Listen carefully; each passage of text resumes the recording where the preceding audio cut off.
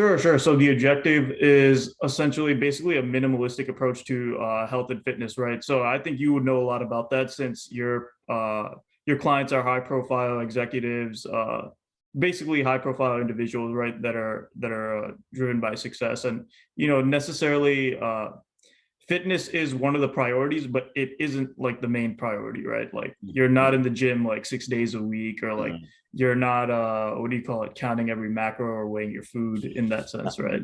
No, yeah. One of our standard pitches, with our sales team, myself included, when we speak with these individuals, is reminding them what makes us so different from every other company they worked with. Is we're not trying to turn them into trainers. We're not trying to turn the clients into bodybuilders.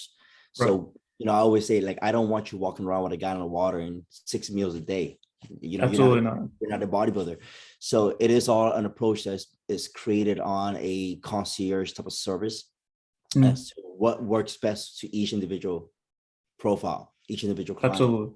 And Mm, then we just, our goal as a company is to get them results within those boundaries, right? If they eat sure. one meal a day because they're 12 hours and, putting that work Mm, in on a computer, headset on, whether they're in the yes. tech industry, we don't say, oh, let's motivate you to have 6 meals a day. That's not No. what we do. Right. My goal is just to prove to them that we could get them results with that one meal a day. And I find ways to think outside the box and make that happen. So yeah. Sure. So, I mean, for someone whose life doesn't necessarily revolve around the whole nutrition and diet aspect of things as well, right? Since that's, I think, the majority of the battle when it comes to building a great body, what would be a great way to tackle eating when it comes to building a great physique for someone who lives that type of hectic lifestyle, you feel? So, the best variable for anyone who wants to work on nutrition is to identify what challenge they currently have. Mm, So, is it optimal performance? It's a brain fog, right? mm, Maybe they don't care about having abs, right? But they want to perform at a high right. level. So, if it's brain fog, then it's as simple as just like learning what your blood type is, Mm, right? And then we would hire our company. We would basically recommend the top grocery items to get, or things to order from like Postmates and Uber Eats that are going to go ahead and contribute to minimal inflammation and brain fog for your blood type. Sure. Like a very basic, you know, strategy that we would use for someone who's like high profile and just wants to be optimal, right? From a brain capacity perspective.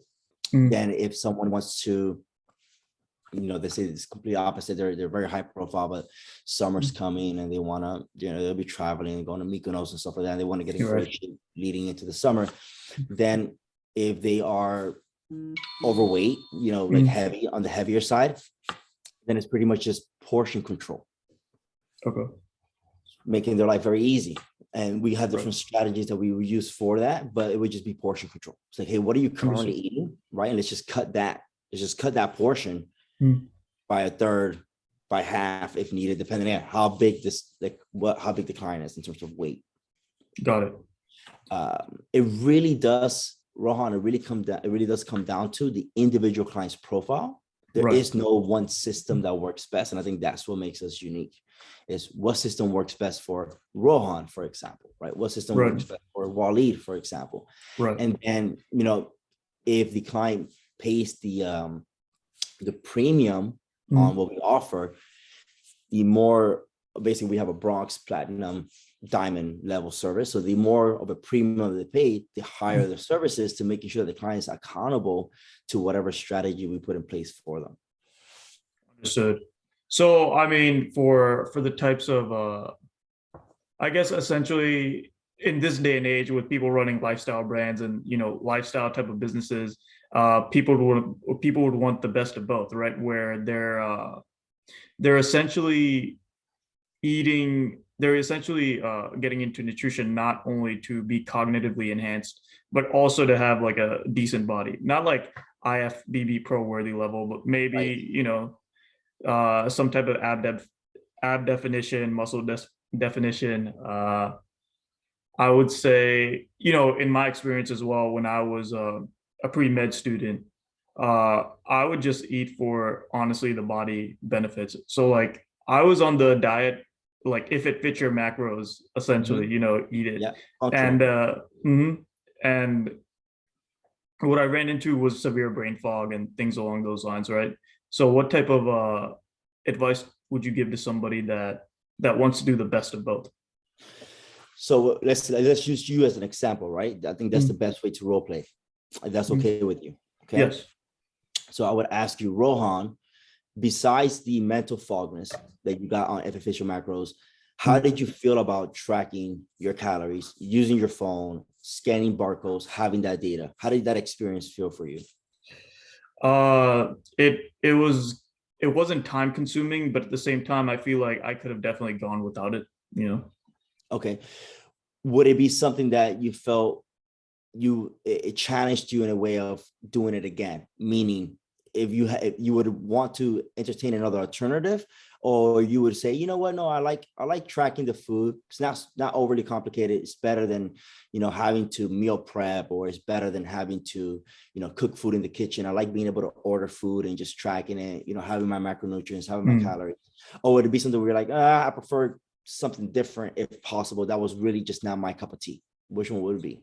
Besides the results, forget about the Okay. outcome. I'm more concerned right now about the process, the actual process of tracking the food without the outcome. Sure, sure. So I feel like for somebody that's living a busy lifestyle and, in that realm, I guess I would more so be open to a different approach. Phenomenal. So with that being said, then the approach you would want to take Mm. is intuitive eating, right? Mm. With a little bit of data based Sure. on your blood type. Okay, because Interesting. the mental fogness, the reason for why maybe when you were tracking your food, you're Mm. seeing your body change aesthetically, but Mm. you weren't feeling so great, Right. is because of the options of foods that you were choosing to track. Mhm. Right? So if it's your macros, pretty much just track whatever, a Reese's cup, Yeah, yeah. the cheese. I mean, you could track anything, right? And it's great for some people who could digest most foods very well. Mhm. And that broad variety of options to track is ideal, but it's not so great for individuals who really care about how they're performing outside of how they look. The Right. basically you're balancing out how you look and how you perform. Sure. Yeah, could I get you in great shape eating Cheetos, hot chips, and drinking Mm. Diet Coke and low calorie foods? Yes. 100%. Mm. And based on your blood type and your hormonal panel and what we know about you internally, Mm. some people could get away with that and feel great, and not Right. have to worry about like laziness or like procrastination or like eating a bag of chips and just wanting to like sit Mm. down and take a nap. Other people just don't digest that processed food so well. Mhm. So, in their case, if they wanted to do official macros, then we would make sure that we give them a boundary system Sure. of the top 10 options, top 12 options, top 8 options they should kind of be tracking around. And they might be like, hey, these are the things that your body's going to digest very well. These are your guilty pleasures like alcohol, right? Unless you have an Right. alcohol problem, you're not going to go ahead and Mm. drink alcohol every single day till you're blacked out drunk, right? That's a Right. different conversation. And Mm. if the client had that problem, that would be a different conversation for us to have. Sure. But we'll have these foods here that we consider guilty pleasures that will have like drinking alcohol sporadically once in a blue moon, like a guilty pleasure. These will have you performing optimally. Okay. These Mm. will not have you performing optimally. And then the system that we're going to use is tracking macros, but we're going to use these optimal foods. And this could be Understood. from a In-N-Out burger, right? Yeah. But just with no cheese, for example, if cheese doesn't Mm. perform well for you.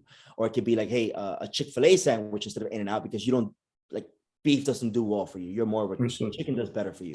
So we'll find things, but it wouldn't say don't have. Mm. The answer here is don't ever have a burger or don't ever have that's not what we do, right? Right. Because Right. we're gonna have these things no matter what. It's just Sure. let's be optimal about what we have. And then the intuitive aspect of that is, well, now if you have this information, all right, Mm. knowledge, we all have knowledge, but knowledge means absolutely nothing. Right. I always use this example. We all know we should brush our teeth, floss, and then rinse with mouthwash every single night, right? We know that's the knowledge. We know that's the most optimal way to take care of your teeth. Right. Definitely. You didn't do it last night. You didn't brush, floss, and mouthwash last night. No, no. No, no one almost does that. I mean, the No, most people do is just like brush twice, once in the brush morning, twice, right? Right. sometimes Once at night. maybe floss once in a while, right? Right. So that proves to you that knowledge means absolutely nothing. Hmm. What makes us extremely successful as a company is that me as the CEO, I know that knowledge Right. means absolutely nothing. Applied knowledge means everything. So Right. when individuals hire me, it's more for that accountability coaching Hmm. and my persuasion skills with my charisma, my authority, my power, and then ultimately my knowledge that they trust. Like, okay, this guy has charisma, he has this intense power, charisma that he brings to the table, but he knows what he's talking about, and then they feel accountable to that. And I think that's what makes us a little different, besides just providing knowledge. Right. So it's definitely a balance for you guys, right? With I guess you'd have your clients eating 80% of the healthy foods based on their blood types and hormonal profiles, and then 20% they could splurge on, as you said, the guilty pleasures, right? My clients are their type A personalities are pretty Yes. driven. So my clients usually come to me with a result. Mhm. Then they want to accomplish whatever that result is. And Got it's it. just a matter of, again, they were expensive. I think, Mhm. Wally paid for our very basic introductory online Yes. program, but we have programs that go as high as $45,000, right, for a Mhm. service. Sure. So the higher the program, the more elaborate the strategies are revolving around nutrition and revolving Understood. around what you're doing for the client. Some clients, so I wouldn't say this is 80% or 20%. I don't want to define it under that Understood. internal square of thinking. Mhm. Some clients it could be 50-50, for others it could be a full 100, for others it could be 30. Like the percentile doesn't matter to me. What matters Okay. to me the most is the result. Understood. I have a housewife who Mhm. doesn't care about optimal brain function Sure. because she's gonna go shopping Yeah. and hang out with the kids, and she wants to start her day with a coffee and a piece of chocolate, but her goals are to have abs by summer. I don't care if just a chocolate and a coffee in the morning. That's Make that's a sense? good point. Mhm. So her variables wouldn't be 80-20. It wouldn't be Understood. 80% healthy. So the best way to define what we do here, which makes it really hard to scale. Sorry about my Mhm. phone. I have two phones. It's cool. It's cool. It's fine. Which makes it really hard to scale is that it's extremely concierge. Right. Extremely concierge, and we put a luxury price tag on it. And then we do everything in our power. I have an entire staff here in Los Angeles with 12 employees whose sole responsibility and purpose is fulfillment. Understood. That's once the client pays the money, it's like we have a full hands on deck on fulfilling the client's best possible experience. Got it. So I mean, I guess I would ask, it's absolutely a tailored service, which is very cool. Do you stick to the basic? I wouldn't say basic principles, but I guess the numbers that are out there are like, if you want to be in a surplus, it's your like body weight times like 15, or a deficit would be like body weight times 12, right? Things along those. Do you stick with those numbers as like a framework, or how does that uh, fall I into play? don't. I Okay. don't. It goes back to brushing your teeth, right? And I'm gonna Mm. highlight that a lot today in today's conversation. Sure. You know how to brush your teeth. Dentists taught you how to brush your teeth. You should Mm. floss. You should mouthwash. You're not doing it Got because it. we don't care about the mechanics. Okay. 80% of life is psychological. It's not mechanical. And we know the mechanics, which is 20%. And even Mm. if you were to do the mechanics 20% perfectly, means that when you finally did brush your teeth and you finally did floss and you finally did mouthwash, you did it perfect. Right.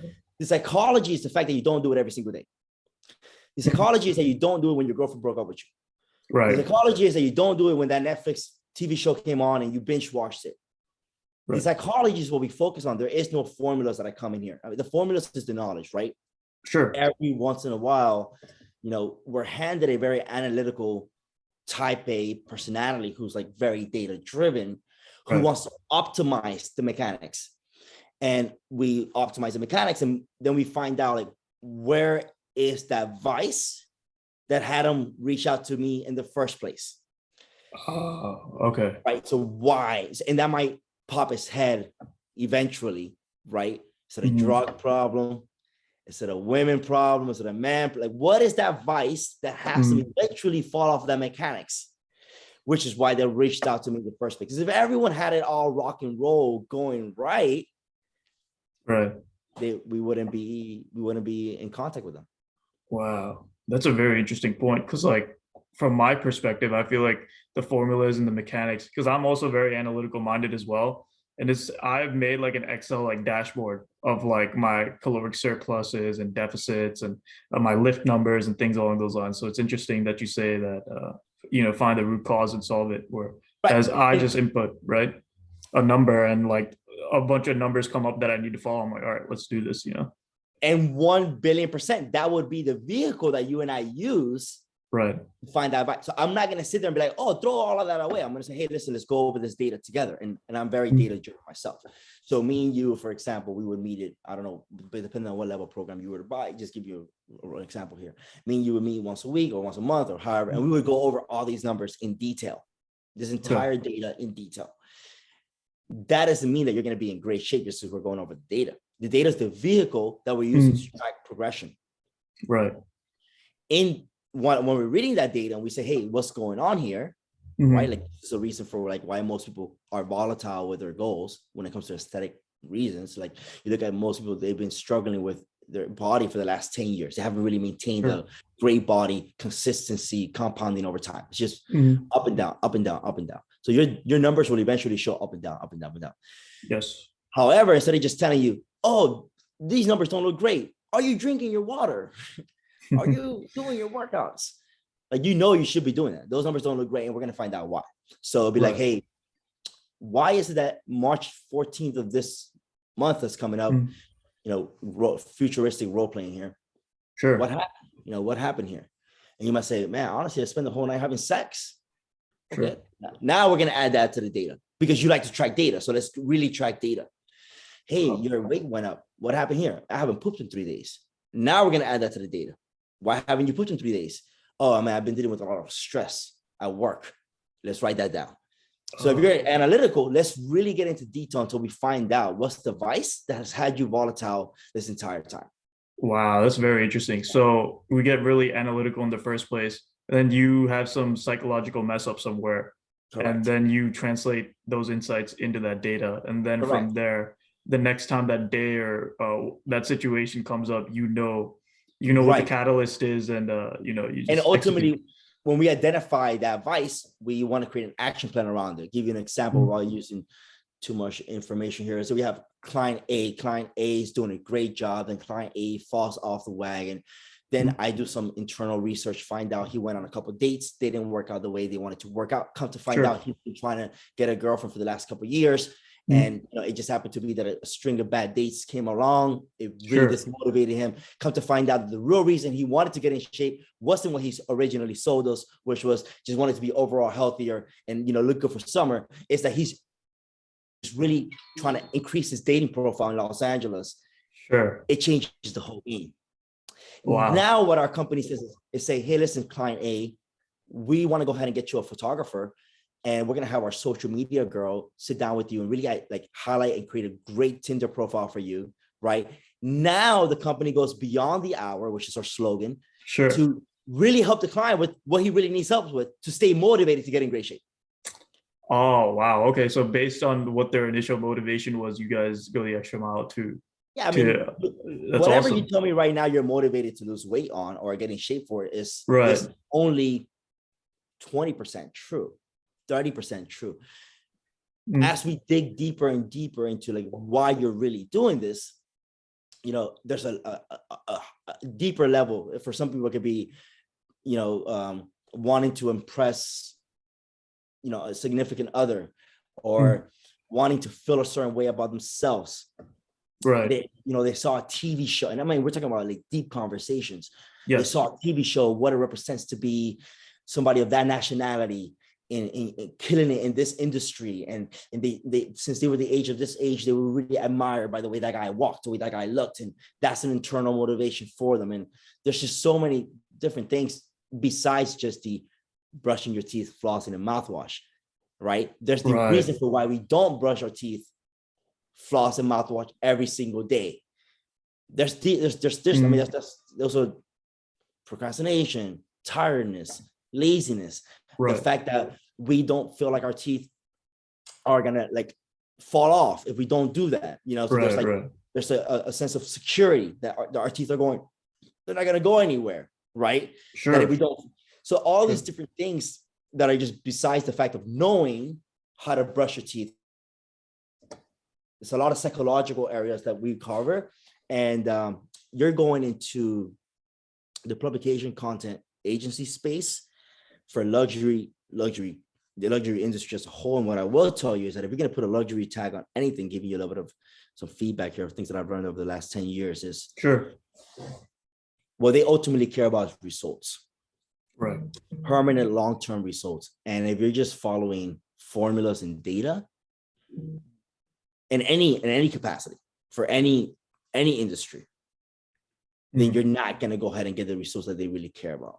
Because people who have the luxury means to pay for things, they're paying. That's what I mean. Look at all the Grant Cardones, the Tony Robbins, look at all the top people leading in most industries. They found ways to solve human psychology and emotion at the highest level. Wow. I never thought about. Well, I knew there was like a component to it, but I didn't know it ran as deep as you kind of described it to me. Right. And that's because, Rohan, from what I've gathered sitting with you just briefly, you're analytical, you're data driven. Sure. So, usually you collaborate, right? So you like a collaborative relationship between someone like me and you would do very well in any capacity. Sure. Because you would be,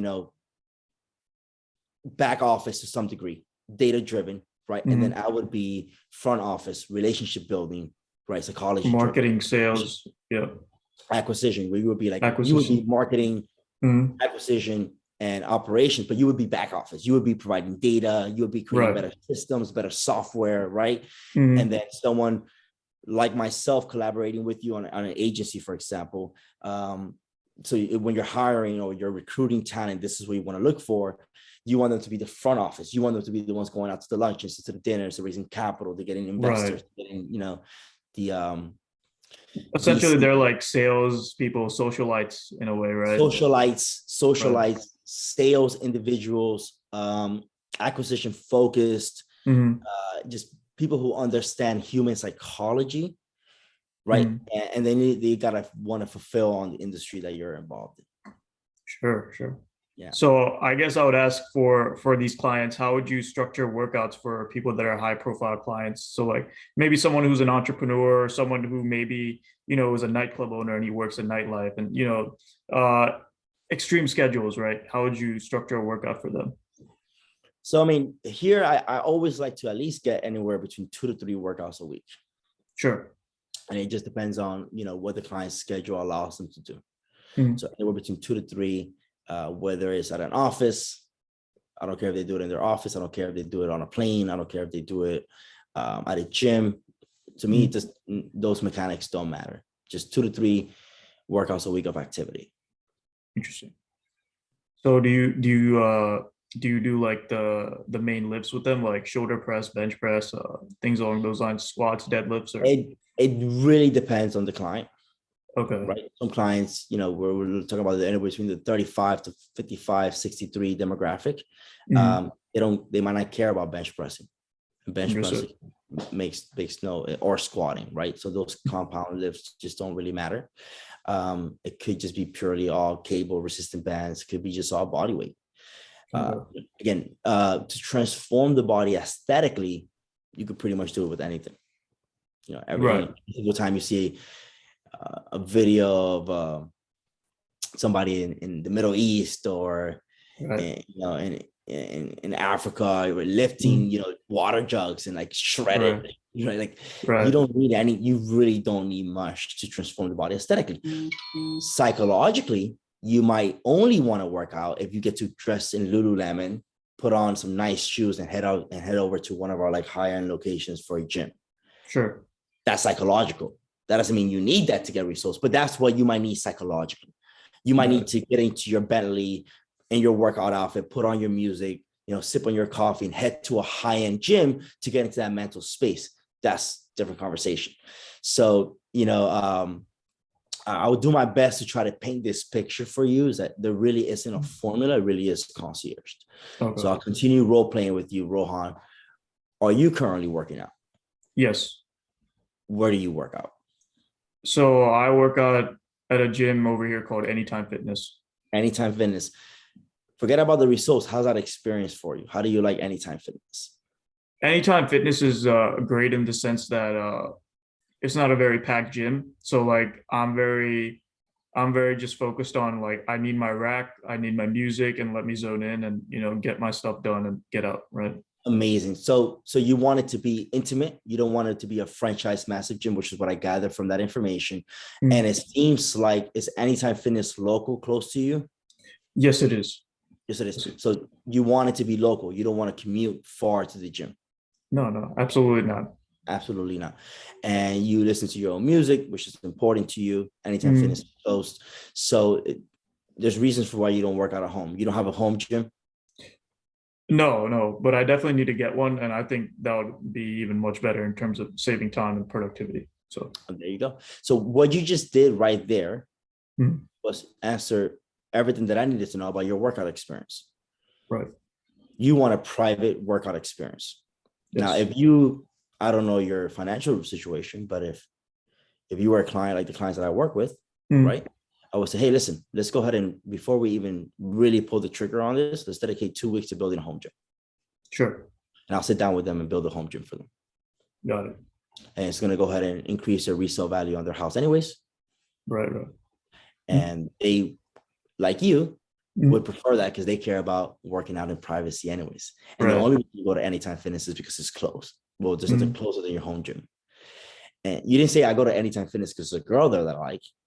No. And again, you remember only 20% of what you told me right now is true. Right. I might come to find out in the future as we go and train more together, work more together, communicate more together. Now there's more reasons for why you go to the gym than just distance and how many people are there, right? But for right now, I know that we could get the ball going by creating the best workout experience for you, which would be in your own home gym, built out within the next 2 weeks. If you had the resources and capital to do so, you would benefit from that more than Anytime Fitness. Sure. So I would say for the girls aspect, I guess my gym isn't one of that since I live in a small town currently. But when I lived in New York City, I was much more community oriented in my gym experience because there was Equinox, and Equinox is known for the fashion models and the high profile people, so it's much more of a community aspect to it as well. So yeah, it's interesting that you said that. There's always more to the picture than we ever lead on when we first interact with another human being.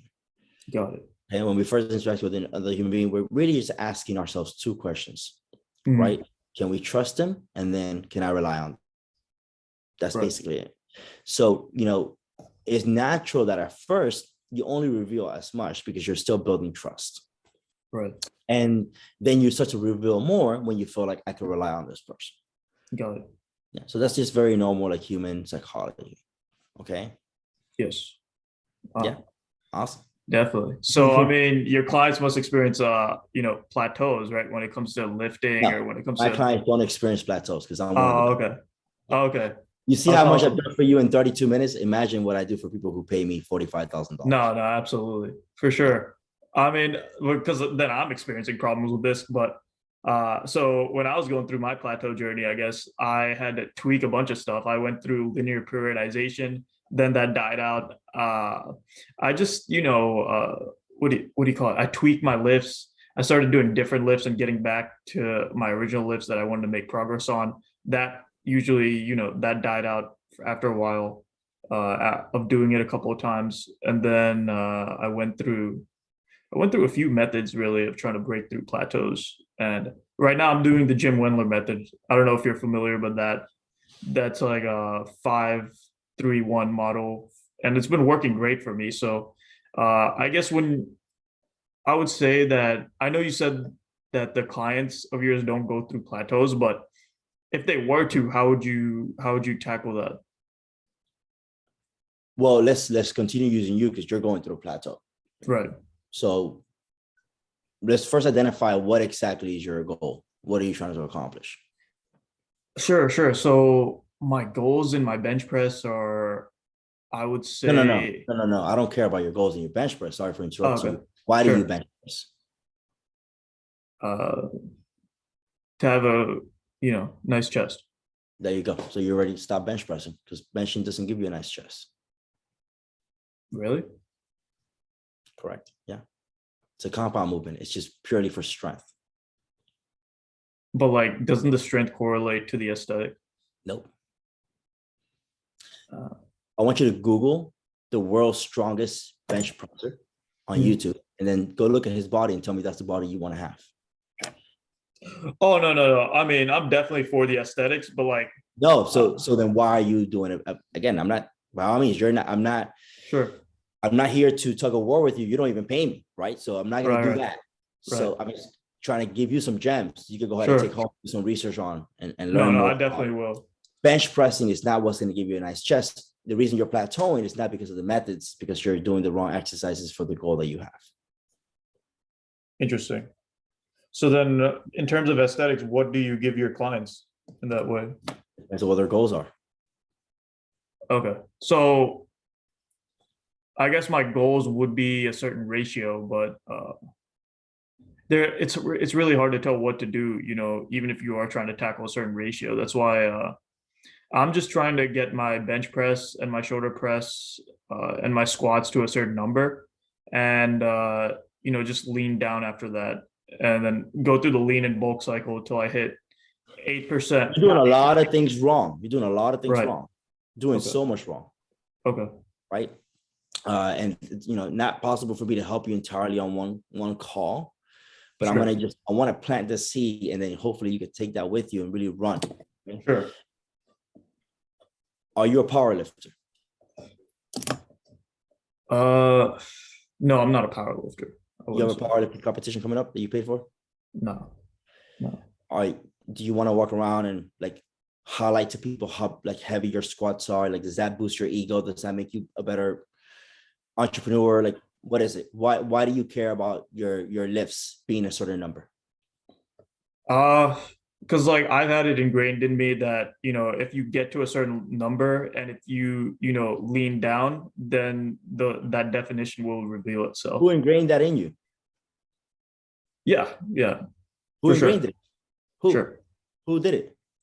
Who ingrained it? That had it ingrained in me. Sure. So when I was starting fitness, I got captivated by Greg O'Gallagher. Now I don't know if you know who that is. Greg O'Gallagher, might have heard of that. Yeah. Yeah, the Kino body guy. So his whole sell was like, the Hollywood Greek god physique, the Kino body physique, right? The warrior shred. By the way, physique. Greg has done a great job. Right. A great job with what you call a niche market, right? So right. Greg, and a lot of celebrity trainers. I'm not a celebrity trainer. Sure, right? sure. I'm an executive trainer. I'm a CEO. So it's a different market than what I deal with. But a lot of celebrity trainers, what they do is they find a niche. See, unlike what we do, which is like all concierge and like really gets clients results who are like really wealthy. And so we don't find a niche, right? We find the solution. What Greg and they do, which works phenomenally for a mass amount of people, which is very scalable. Remember, I mentioned earlier to you that what makes my business really hard is it's not scalable. Sure. What is really scalable is if I just sat down and brainstorm a niche and called it the wolf something, right? And called it the CEO's workout, right? And mass sold it, and found a formula that works for most people, right? So ultimately, lifting really, really heavy and being on a ketosis type of program, right, is going to have your central nervous system burn the most amount of calories, which will get you the shredded look, which is what Greg sells you, the fat, right? It is his compelling argument is better than going to the gym like a bodybuilder, 5-6 days a week, and doing chest and doing biceps and doing. Definitely makes sense. Makes sense. So what you're struggling with, your plateau here isn't on Greg's system or Tom's system or Michael's system. Is that you haven't really sat down. Is what I want you to do is to find out what system works best for Rohan. Sure. Now, whose system works best for Rohan is what system works best for Rohan. Okay. Bulking and cutting Mm, Unless you want to be a Greg and sell workout programs, right? mm, Your goal really for you is just to get in great shape, maintain it, and mm. move on to your other responsibilities in life, whatever those might be, right? And being in Sure. great shape is good for confidence, it's good for execution, it's good for how you look in the Mm, mirror. And if you've been struggling with this for, I don't know, 2 years, 3 years, 4 years, for I don't know your story yet, mm, is because you keep trying all these different systems. Okay. mm. Just focus on what it is that you're doing wrong, Sure. not the system. Okay. How many days a week are you training right now? How many times are you skipping the gym? How many times did you oversleep? How Mm, many times did you not go? How many times did you say, I'm too tired? sure. Focus on the psychology, not the brushing your teeth, flossing, and mouthwash. Focus on the real, like when I look at your body, unless you stand up and have rock hard abs, it's not a system Right. that's preventing that. Mhm. That's what I'm trying to tell you. So it's not Greg's Got it. system. So when you go to the gym and you're increasing your bench press Mm, because you want to follow a system, you're denying the reason your body is plateauing is because you're either not being extremely consistent, sure. because you're, eating out of alignment with what your goals are. It's just Yeah. so many variables, right? But it's not Greg's system. It's not the bench press max or the squat max, right? You're not trying to be a power lifter. No. You could, dude, if you told me, hey, I just don't make it to Anytime Fitness because I just don't have the money to pay for the membership, and so I pay first, but I don't pay first. I'll give you an example, right? For like psychology, Right. Right. I will say, bro, let's just every single day, Mm. we're gonna pump out 300 push-ups. Okay. Like now you'll identify the psychology. What excuse do you have not for not doing 300 push-ups? Right. Right. Mental fatigue, Mm, huh? TV, work. But you'll right. identify the real problem because now there's no gym involved, there's no bench press. Mm, And I guarantee you, I would put my money on the table that if you did 300 push-ups daily and you recorded it, and you could prove it, mm. that in 3 months you would have a chest better than you've ever had before in your entire life without spending $1 on anybody's system, Got it. because you conquered the psychology that is the reason for why you're not implementing the systems. You know Got how it. many people come to me after working with all these different trainers and celebrities and all this Mhm. fat, Right. volatile for the last 10 years. The reason they do that is because they bought every single program, they bought every single trainer, they bought every single diet plan, they bought everything. It's like you can buy all the best mouthwash, all the best floss, all the best toothbrushes. But if you don't do it every single night, it don't matter how many you have in your counter. Right. Right. It don't matter if you have an electric toothbrush, an electric mouthwash. It doesn't matter if you're not doing it every single night. Mm-hmm. You're always going to be outperformed by the person who's developed the psychology of understanding that flossing, brushing, and mouthwash every single night is beneficial. That person can have a regular toothbrush, a regular floss, and a regular mouthwash and get more results with better teeth than you ever will with your electronic, all your stuff that you never use, that you use once a while. That's what's happening with all you. Well, I mean, I'm bulking right now because like I'm heavily taking this what do you call it? I want to max out on my lips, so that's why I've been bulking. But I've been shredded before, and but it's been unsustainable because of the brain fogs, right? So it's a different story.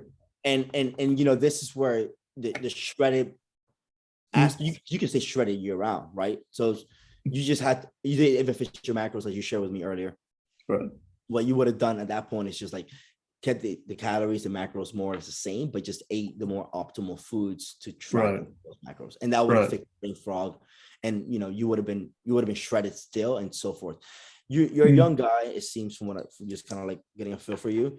There's you probably have an end image of what you want to look like aesthetically. So what I want to make clear is like your goals and needs are different from like a client who's 45, 55, ultra wealthy.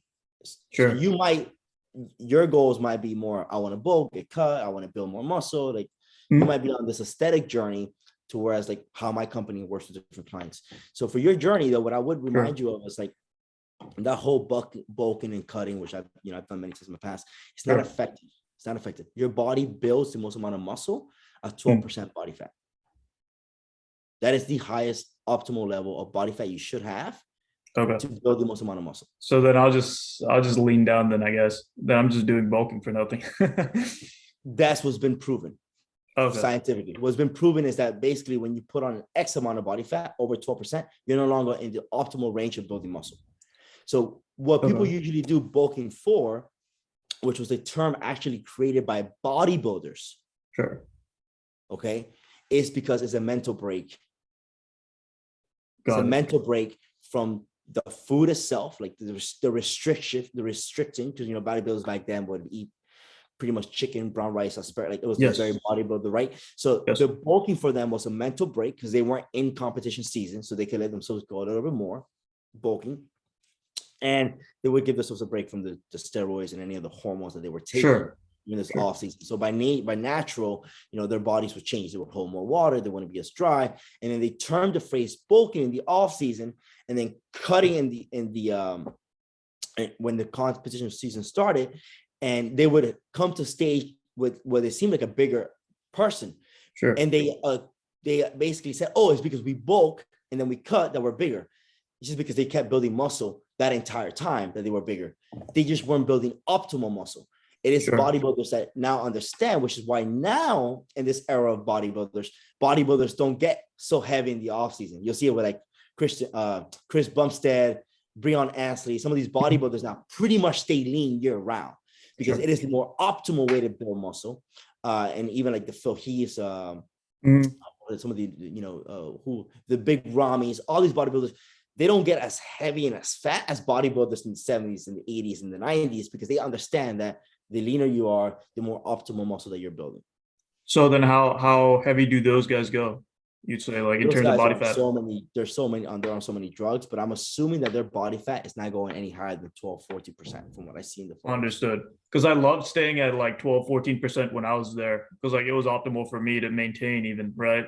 It is the optimal place to be. Yeah. Right. So the reason why I bulked and like gained a little fat as well is just because like at that time I couldn't get any more like weights on the plate, right? So like in that sense, I thought I guess the concept was that you had a bulk, like you had a lean bulk to add weight on the plate, and then afterwards slowly lean down, right? Yeah, what I'll do is I'll plant a seed in your head to tell you that there's a million ways to get the job done. Sure. So I personally think that anyone who speaks poorly of anyone else is actually not good themselves, because that means that they think that there's only one way to get things done. Okay. But the truth of the matter is, weightlifting and lifting heavier, if your goal is just to look damn good shirtless, jawline, abs, cheeks, look like, if you're going to if you want to be ready any single time, if tomorrow someone hits you up and like, there's a girl and she's like, hey, come to a pool party, let's go to the beach. You don't want to tell her, oh no, I'm bulking. Like, no, if your goal is to just live your best life and focus on building your agency, moving forward, and again, there's a thousand ways to do things. Moving forward, what I would say is, stop working with people who are trying to turn you into a fitness model or a trainer yourself or a bodybuilder. Like, you don't need to be bulking. You don't need to go to the gym and get heavier in your lifts. You're not a power lifter, right? No. You basically need to track your progress by how you feel and how you look in the mirror. Okay. Now, the vehicles that are used to get there could be, hey, right now I'm really, really busy with this agency. I can't make it to the gym 5 days a week. Well, fine, then go 2 days, go 3 days. That's fine. Right. And then we want to make sure that we stimulate. You're a young guy, want to stimulate about every single body part based on what I've heard about you so far. Go push, pull legs, right? You want to work out lower body, release testosterone, release your hormones. Okay. But don't ever bulk to get stronger in the gym, because your goal isn't to be stronger in the gym. Your goal is to look good shirtless. Right. I would say though, even for those goals, like, isn't there number metrics that you would need to hit, or like how does that work, right? Because like like, sure, you want to look good, but like you need to have some numbers in place, right? In your opinion, to hit, no matter what workout you're doing, right? That's what makes you analytical. No, you don't have to Okay. have numbers, right? So I'll give you an Okay. example. I'm rich, Sure. right? Yeah. It's a matter of I have 5 or 8 or 10 in the bank. To some degree, like I'll tell you one thing from having money. When you have money at some point, right? Mm, When you can buy whatever you want, right. Right. I fly private, I have a mansion in Vegas, I have an office Sure. here, I have an apartment here, I have a BMW, I have a Very Tesla. cool. Like, Right. so like, what do I need more stuff? Like now I want to borrow money to hire more employees, right? And scale the business, which is different. But let's just talk about like that. So like, Right. listen, once you're rich, whether it's 5 million or 8 million, if I give you 5 million right now or 8 million, it doesn't define the fact that you're rich. Mm, You're rich, right? That's it. So you need to know. So you have enough money in the bank to go do what you want, starting now. Now, you blow all that money, you stop making money, it's a different conversation. But for right now, in this particular moment, you'll be 5 million or 8 million richer. It wouldn't make a difference whether it's 5 or 8. got it. It still just defines that you're rich. So think of the gym as the same way. As long as you're stimulating your muscle, Sure. right? You don't need to always be progressive overloading. The progressive Right. overload term is almost like if you have 5 million and you hate your life and you're trying to get to 8, what's the point? Right. What's the point? Right. There is no point. Mm, If you have 5 million, so if you're in great shape already, and then you go bulk because you want to get stronger in the gym, and then a hot girl's like, hey, babe, would love to have you come to a pool party with me. And then you're like fat because you're bulking because you want to get stronger in the gym to get the hot girl. You're working backwards. What's the point? right. That makes And sense. tomorrow, I'm like, you know what? Dude, Rohan was a really cool guy. I want to do a huge photo shoot. I want to put his agency on Sunset Boulevard. I'm going to be a minority owner in it. And I want me and him to take a photo shirtless, abs popping, everything. And you're bulking and I got to wait 2 months for that. What's the point? Yeah. When ultimately you being in great shape is all about opportunities, women. So like you have to really identify Definitely. what's your point, right? In having these metrics when you're analytical. Got You it. don't want to get so caught up in the data because what really matters for you is the end goal, the end result. The end And result. once you hit it, it's important that you don't say, oh, I'm here now. Let me go ahead and lose this goal to like work on the Got it. process. Got it. You know what I mean? I know what Which you is mean. kind of like what you did before. Like you had the goal, right? And then you're like, Mhm. oh, but my numbers don't look that great. I want to fix my numbers. Right. But it's like, bro, Right. you already have the body. Why not just Yeah, I keep the did. body you have, right? And then just compound, right? It's like you take a penny and you double a penny a day. For a month, you have $1 million. Right. It's like, So why not take that body and just compound and be like Rohan, the guy who's in great shape, 2021, 2022, 2020. You're going to keep building muscle. You're going to be building muscle. You will get stronger or you're going to compound on that body. But the one thing you'll guarantee is that you'll feel great doing it. You'll look great definitely. doing it. And again, I got to go, by the way.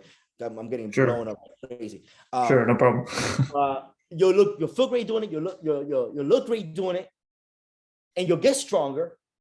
And then if in any of that time you get an opportunity, which is why you work out anyways and feel good, you don't have any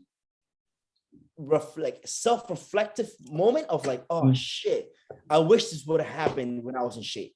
Right. That makes sense.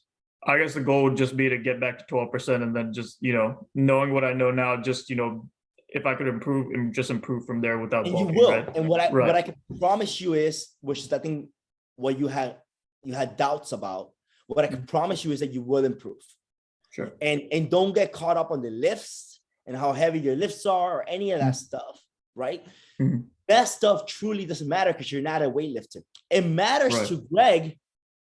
Right. It matters to Greg because that's a marketing campaign. Right. It matters to Greg to show that he's ripped and he's getting stronger. He's selling you that program. Of course, I love that. I love Right. Greg. I don't know him personally, but the guy's killing it. Right. I got on the phone with Jordan Belfort, the Wolf of Wall Street, right? Right. The original, Sure. and me and him got on the phone together. We had this interview together, and I remember that Greg also was doing the Wolf of Wall Street thing. Yes, he did the podcast. And I was just like, bro, this is what it's all about. Greg is killing it. This is life. He's selling the niche though. I think what I bring to the Yes. table is I'm just selling the real raw transparency of like what really matters. Mm. I'm playing the long game.